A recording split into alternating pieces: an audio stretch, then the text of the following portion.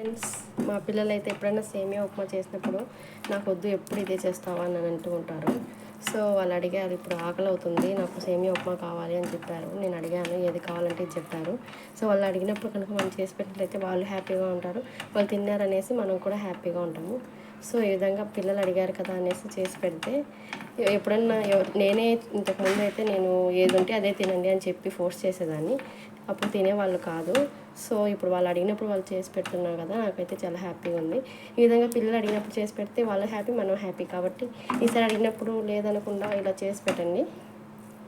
ఈ వీడియో కనుక నచ్చినట్టయితే ప్లీజ్ సబ్స్క్రైబ్ చేసుకోండి. Thank you for watching my videos. Thank you. Bye bye.